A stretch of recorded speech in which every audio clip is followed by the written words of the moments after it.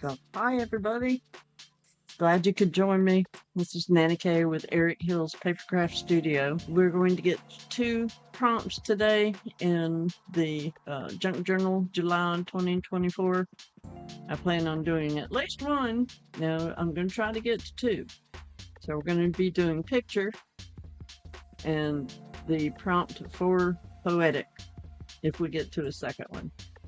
So glad you could tag along, and let's get started. I'll give you a clue as to what's going to be happening another day or so. I have this journal that I put together for the Journal July 2024 challenge. I was not considering the fact that I was going to be doing some things that I had not tried before. It was some ideas, it's some new techniques. It is very fat. This is lacking about 10 more pages, and that's extremely fat. This is one signature. It is one signature. And I did not anticipate the things that I was going to be doing to be as voluminous as they are. Therefore, I'm going to be in a day or 2, when I can work it into my schedule, I am going to rescue the challenge journal. That's what I'm going to call it. It's the challenge journal rescue. I'm going to turn this 1/2 inch spine into at least a 1.5 inch spine, if not a 2-inch spine. And I will show you exactly how I do it. I may also separate it from one, and I probably will separate it from being 1 signature for the journal to 2 signatures in the journal. And I'll show you how to do that too, because we need to rescue this baby. It's got some beautiful work in it. There's no room to journal at all, so I was considering it strictly a tutorial / art journal, an example journal to refer to for technique, inspiration. That's going to change. And since I plan on splitting it into 2 separate signatures, I'm going to add some journaling space, so it will also be a journaling journal for writing, as well as inspiration and art and technique. So it's going to go from a great junk journal to a super duper great junk journal with journaling space. That's the plans for our challenge junk journal, and I look forward to doing that, because right now it's difficult to work past the midsection because it is so hefty to begin with. There's not that much room on the working side that is left. What is here, we're already pressed over, to work and be able to manipulate these pages here. So it'll be a pleasure to rescue our journal, our challenge journal for 2024. It'll be a great video too, because it will show you how, when you run into the situation and you love the journal you just made, and you are sad that the anticipation of what you were going to put into it did not manifest in the same way that you had envisioned it. It's just simply a lot fatter, and you need a bigger spine. I'll show you how to do that, and save the integrity of your journal as well. So this is going to be fun. It's not a problem at all. It's actually going to be fun. So now we're going to work on prompt. I've forgotten the number of the prompt. Prompt number 20, picture. I mentioned in an earlier video that we're going to be using this signature page that already features 2 pictures. These are paper printables, digital printables that we have a sketch of some Asian-oriented beautiful ladies with some just embellishment, peach blossom embellishment as a concept for our sketches. And the beautiful ladies that are sketched are already, presented in a digital printout file. So we printed them out on a page, 4 to a page. That's the front part, and the back part shows up somewhere over here. There they are. There's the other 2 that are on the same page that are printed out. We'll do something else with those. That's a different prompt for that page. This one's going to be picture. And I have an idea that I want to do that will also actually use another prompt as well. It's going to incorporate tip in. And I don't know which one tip in is, but we'll go ahead and claim it.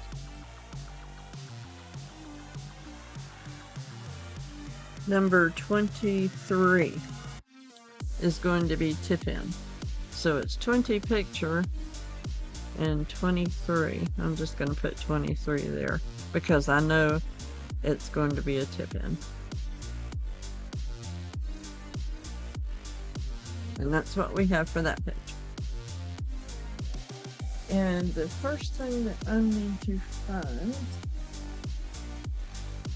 is some of this wool that I found at our favorite stores, yours and mine, Dollar Tree. And this is pretty awesome stuff. It's real stiff, but that's not gauze. It's more plasticky like. It's not, I wish it were cotton gauze, but it feels a little bit more plasticky. But it's got a lot of shine to it.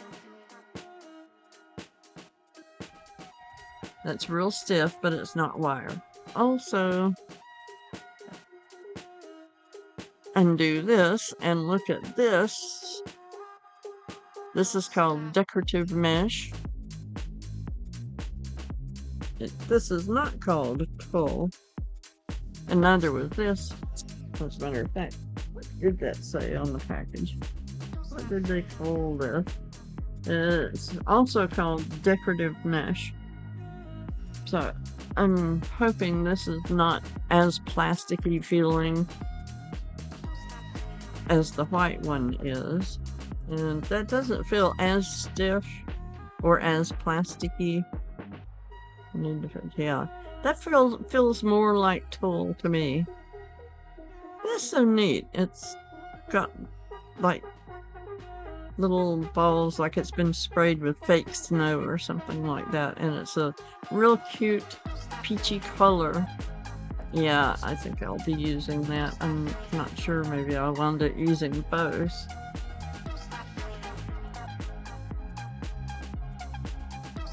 But I have, and it's wonderfully transparent, like see-through, like, so is that. Oh, dilemma. I like them both. Except I like this, the way this feels better. It's not as plastic like. This is more like what you would wrap around your lemons from the grocery store or something. Not terribly fond of that. So I'll tell you what, I'll just take off a piece and we'll play with it, and if we like it, we like it, and if not, we'll just use it someplace else. I cut it to be more than the length of the page this way.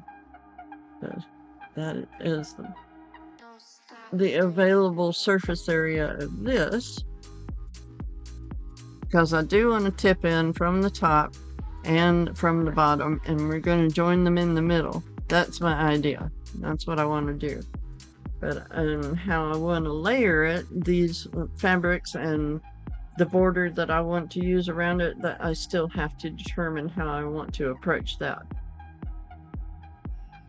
Now that piece is as long as the page, and this piece is as long as the page, but like I said, I don't know whether I'm going to layer both of these together or use them separately. I do know I want a tip in from the top and a tip up from the bottom, and that way we can use both, but only one half on the top side and one half on the bottom side. We'll need something like cardstock,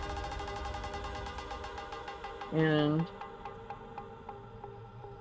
I happen to have some that is a piece of blank cardstock, but it does not need to be a blue color. I don't want a blue color in there, so we'll take some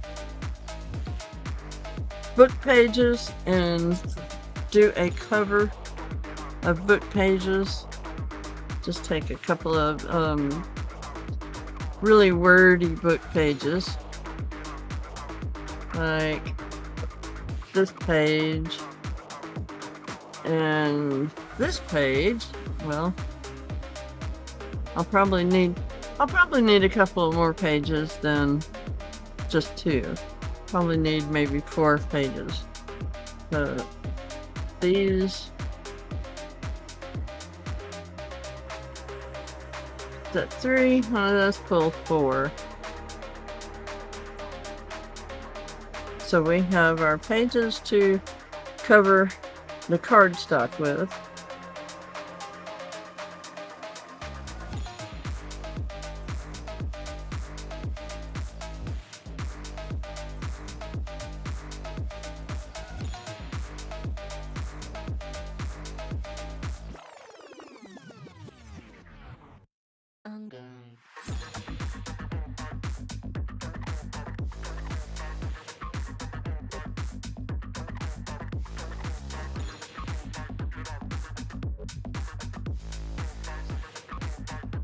Now that we've got those trimmed out, I'll just simply use some Fabri-Fix glue. It's the only glue that I use, and I have a link to it in our Amazon links in the description in case you need to get some Fabri-Fix glue. It is the absolute best glue that you can use in any type of crafting that you're doing.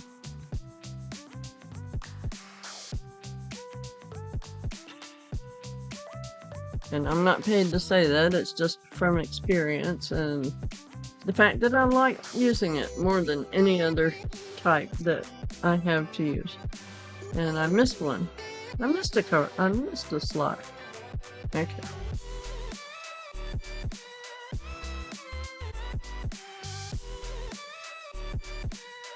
Not exactly sure why these are trimming out so crooked, but they are. Is the book printed crooked? I don't know. Well, that's not going to be a lot. Actually, it will get most of the cover most of it. So I think we'll be able to get the frames out of those 4.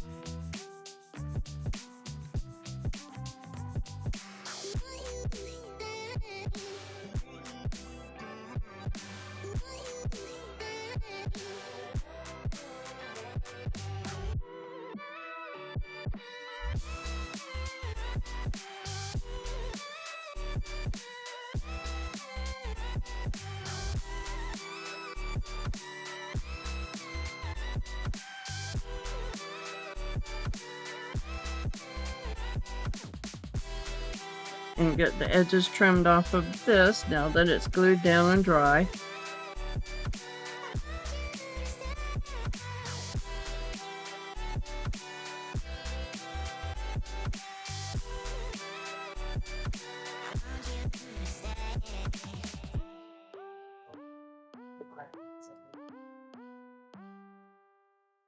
It helps to know where the razor is. That piece.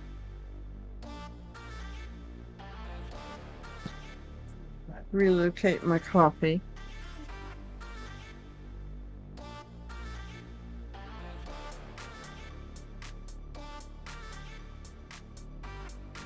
And that piece.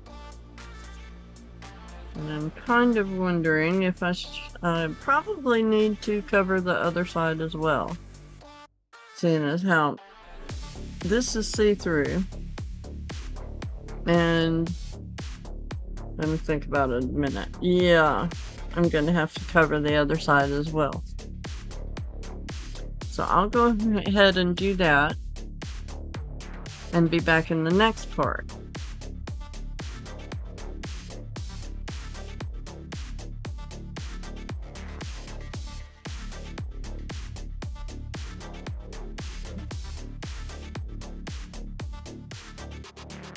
I'll cut down the board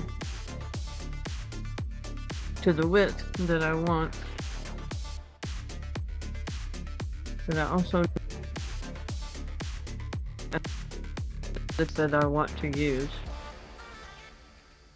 the two tip-in flaps that I'm going to ultimately render into a frame.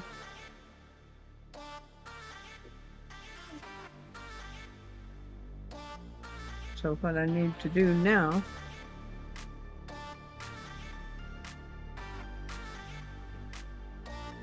is find the mark that I made to give me the length that I wanted.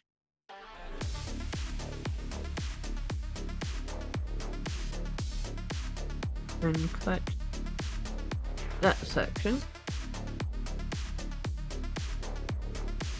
Another great piece of board to use somewhere else.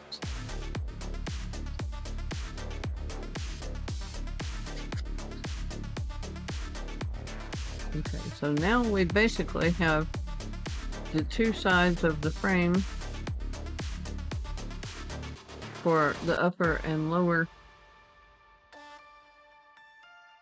So basically the sides will fold out. It will be a tip-in, but the way it will is this way.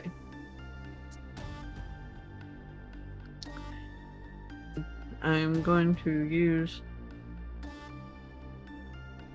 the mesh as a way to determine where to cut the frame at.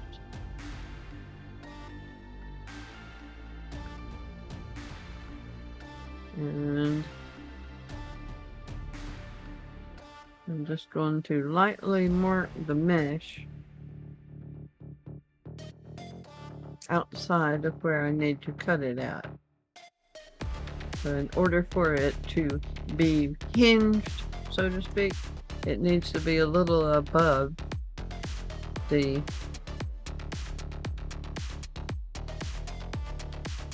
actual area. Let's see if I can see that or not. Just very lightly, I can see that. So I think I might need to try to use the Sharpie instead, because I'm going to be cutting it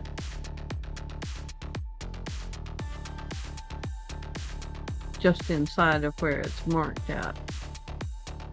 That way the mark will not be included in the mesh that I'm trying to use. And so this will be about here.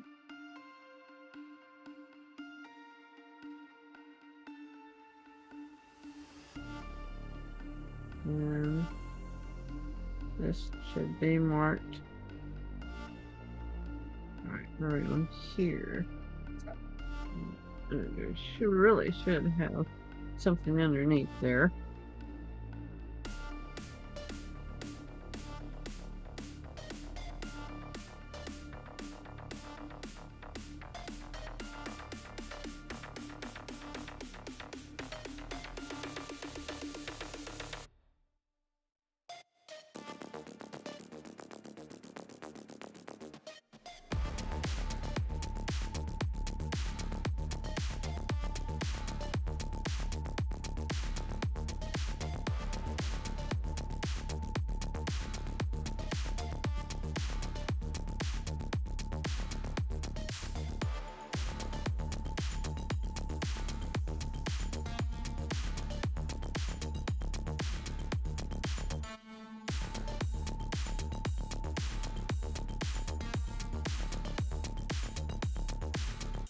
All right. Now we have a full page template that we can try to fashion our frames out of, so that we can then cut our frames out of the board. And it's slightly bigger than the board is, because I went all the way in from edge to edge, because it's going to be folding this way.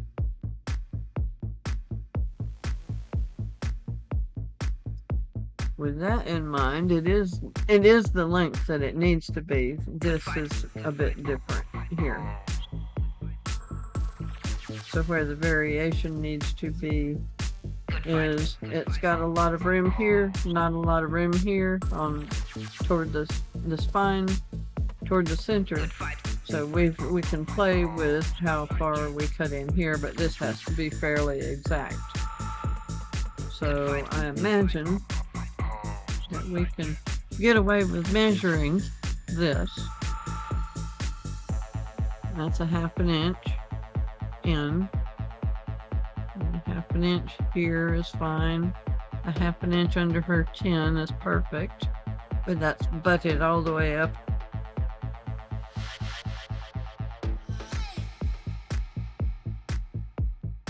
We'll just take it that we can mark this at a 1/2 inch in on our template.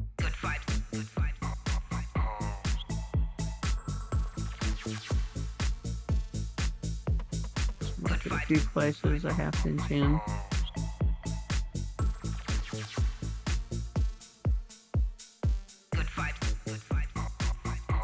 So we'll get an approximation of where we can cut this way, because we want to cut a square out, a rectangle out for our frame.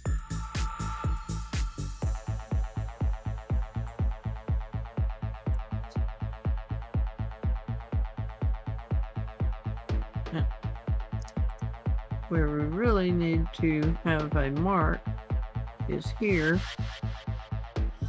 in between the two pictures, actual pictures. So this is going to be the center mark between the two pictures.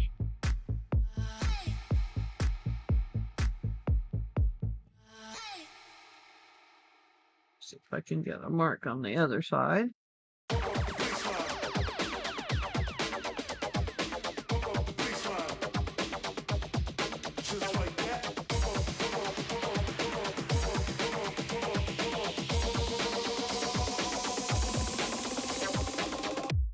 Somewhat crudely, but yeah.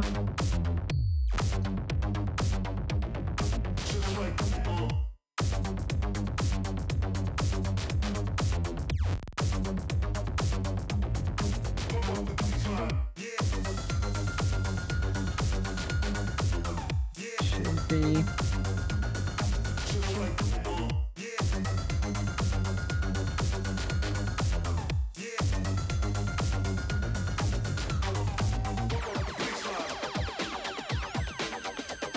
the mark between these two pictures.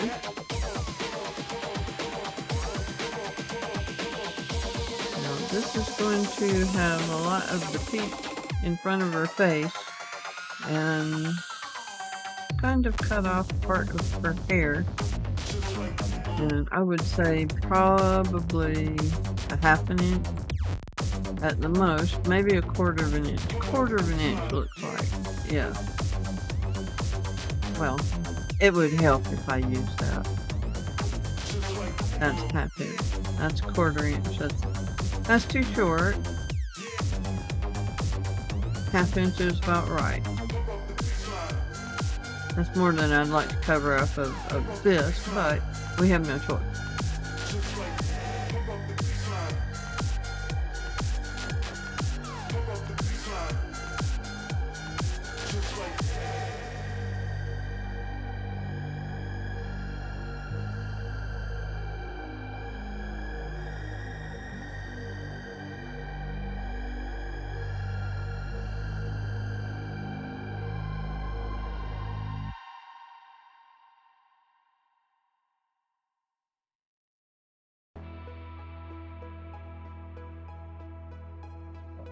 So we'll be cutting out this part here.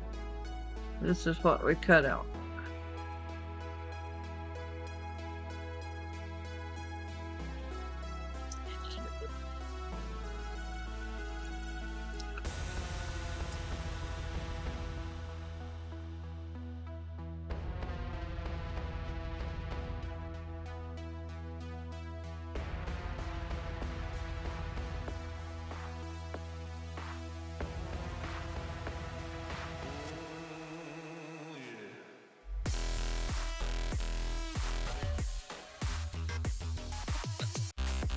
And now, the moment of truth. We get to see how well these frames actually frame our pictures. Gorgeous. Gorgeous, gorgeous, gorgeous. That's exactly what we intended.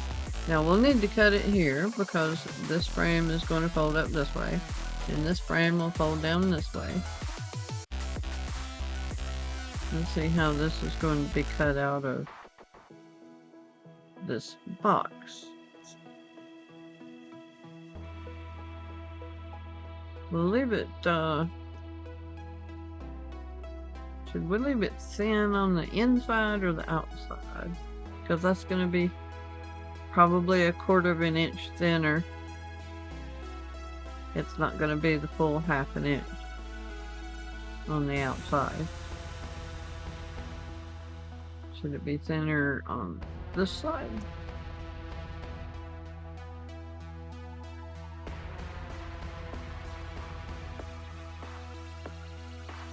Yep, since there's less possibility of it getting hung or hinged or, you know, anything from the left side, the inside of the way it folds up or down. It might need a little more strength on this side. So we'll make it shorter on the left-hand side.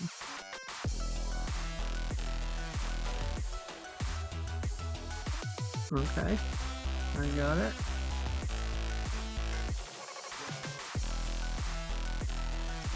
So what I need to do now is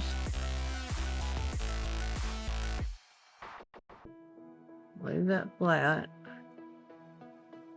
like that. And 2, I need to look at how my words are oriented and what I'm trying to do here.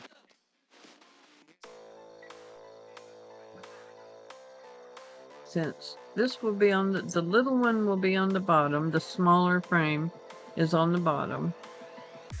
That would be down here.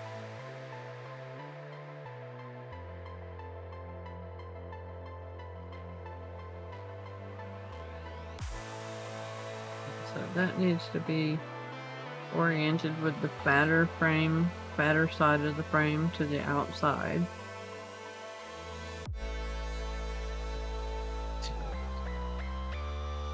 Like so.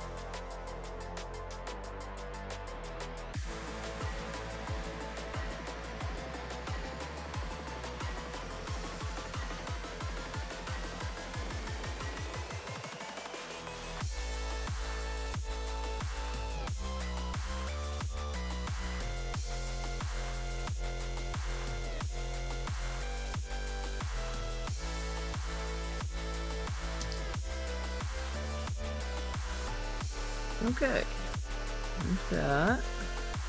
And then need two sides cut here. These are coming out with some great cards to use, of course.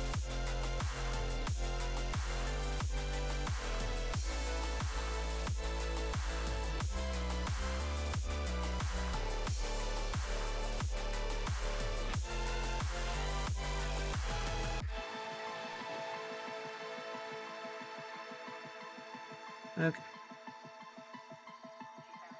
Beautiful. Now, with that in mind, I'll just take the razor.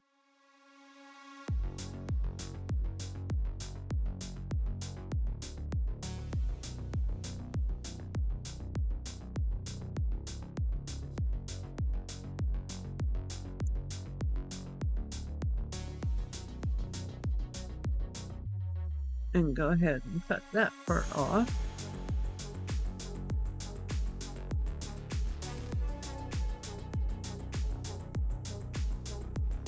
There. That way I can see where to cut this approximately on this side.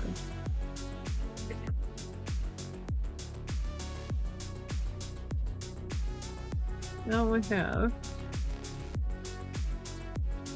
this side and this side that will frame our beautiful pictures and will be added as a tip in that will tip in this way and join in the middle as such.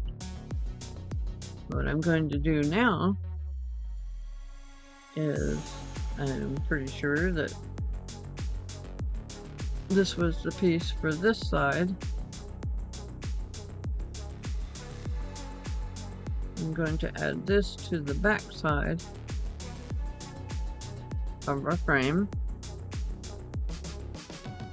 like that, and use the excess mesh to be the hinge for the paper, and that way when I hinge it around the back, it will be a decoration and not something that actually gets in the way.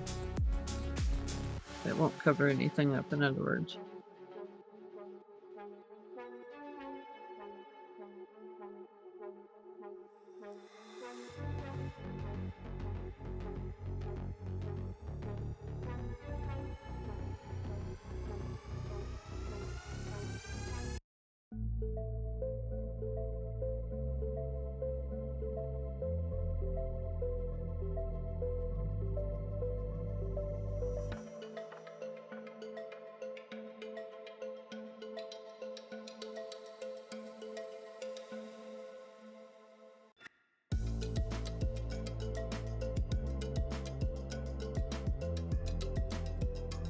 Still a little tacky, and while that's drying we'll get started on the next one, but see how pretty that's going to be. The way you're going to be able to see through it and see your picture. I have this frame around, and I did want to do just a thing or two more to kind of pop it a little bit more. We'll do a few things for it. So I'll cut a new piece. Let's not be stingy when we're trying to do good work.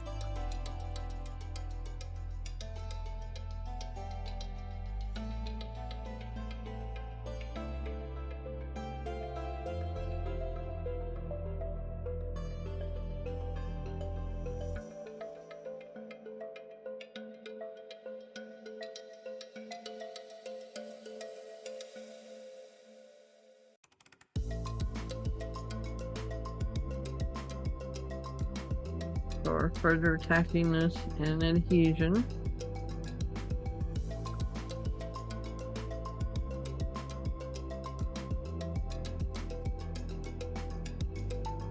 Okay, let it sit. It's one thing that I have to do quite often, and it's redo my fingernails. I get asked all the time, those look so real. That's because they are. Yes, my fingernails are real.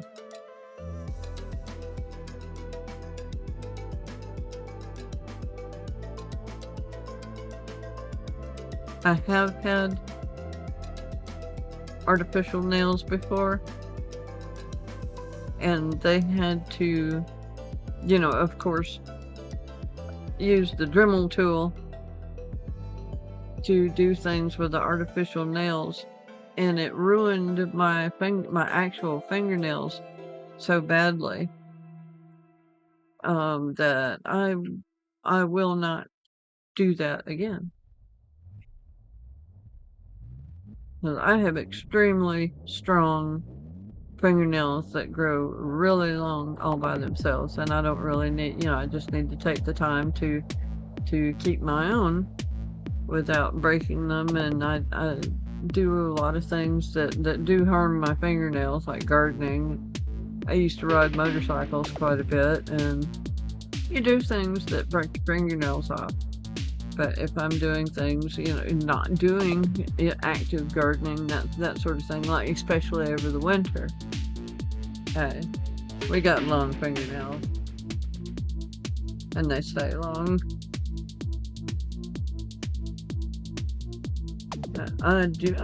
I'm not going to use artificial nails anymore, not unless it's just the little stick-on ones. If I have an emergency and I need all my nails to look kind of even, and maybe I got, something nice dinner to go to or something, I'd do that for an evening, but I certainly wouldn't go have the gel nails put on. I'm not ever going to do that again. If you already have, fingernails that are kind of weak, or you have trouble growing them, that's doing nothing but destroying what nails you do have. I mean, absolutely destroying them too. That's awful.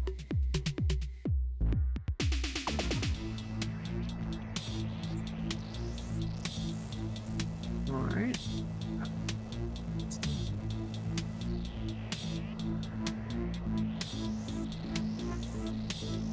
Start trimming. There's that. And it will be oriented like that, so the hinge will be on the bottom, like that.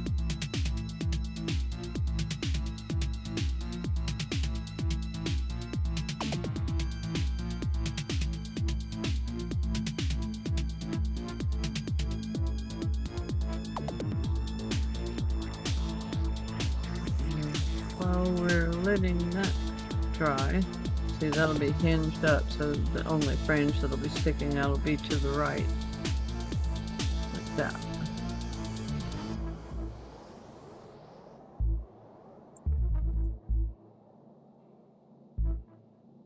So I am going to use it, I believe, at least to go around here and here.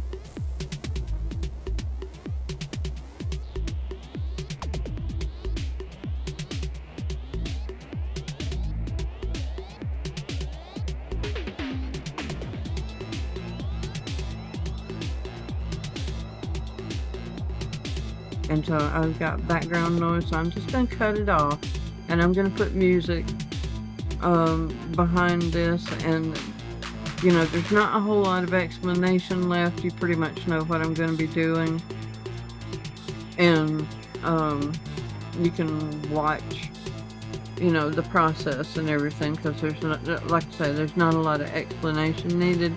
But I'm just going to cut it off here as far as the audio is concerned, and play music, and that's much more enjoyable. That way you'll have something nice to listen to. And I just now saw something that I did not do, which was inking the interior of the frame. That'll make a big difference in the way it looks. So yeah, ink your frame, ink all the surfaces.